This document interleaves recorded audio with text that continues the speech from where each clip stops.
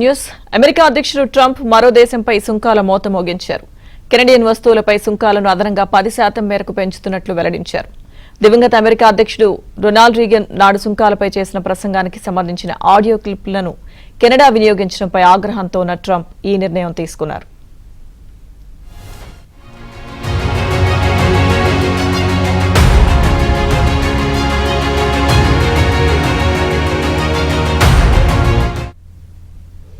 Canada రూపొందించిన ఒక TV వాణిజ్య ప్రకటనపై ట్రంప్ ఆగ్రహం వ్యక్తం చేశారు.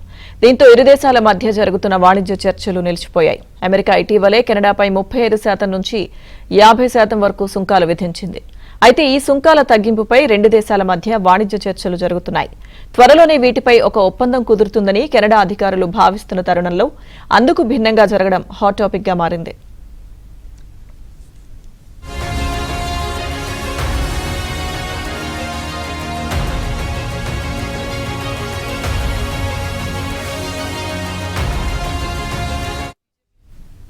రష్యా నుంచి భారత్ చమురు కొనుగోళ్లపై అమెరికా అధ్యక్షుడు ట్రంప్ మరోసారి పాతపాటే పాడారు.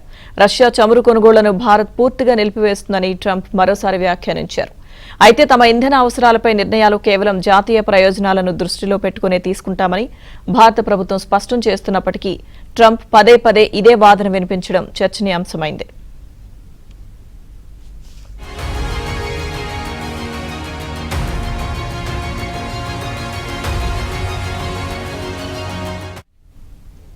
రష్యా నుంచి చమురు కొనుగోళ్లను చైనా గణనీయంగా తగ్గిస్తోందని, ఇక భారత్ అయితే పూర్తిగా ఆపేస్తోందన్నారు.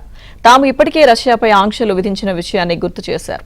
ప్రస్తుతం ఆసియా పర్యటనలో ఉన్న ట్రంప్ దక్షిణ కొరియాలో చైనా అధ్యక్షుడు జిన్పింగ్ తో సమావేశం కానున్నారు. ఈ నేపథ్యంలో ఆయన వ్యాఖ్యలకు ప్రాధాన్యం ఏర్పడింది.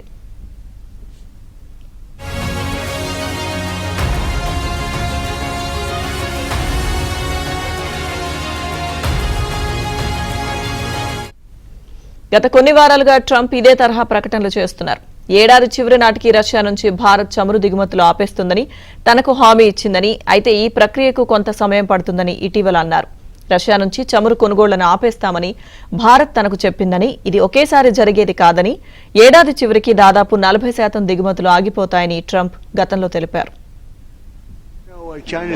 I don't know, you probably saw today, China's cutting back very substantially on the purchase of Russia oil, and India's cutting back completely, and we've done sanctions. Thank you. అయితే ట్రంప్ వాదనలను భారత ప్రభుత్వం మొదటి నుంచి ఖండిస్తూ వస్తోంది. తమ ఇంధన విధానం పూర్తిగా స్వతంత్రమైనదని, స్థిరమైన ధరలు, నమ్మకమైన సరఫరా వ్యవస్థలను నిర్ధారించుకోవడంపైనే తాము దృష్టి సారిస్తామని స్పష్టం చేసింది. బయటి శక్తుల ఒత్తిడితో కాకుండా దేశ ప్రయోజనాలను అనుసరించే ముడి చమురు దిగుమతులపై నిర్ణయాలు ఉంటాయని న్యూఢిల్లీ ఇప్పటికే పలుమార్లు తేల్చి చెప్పింది.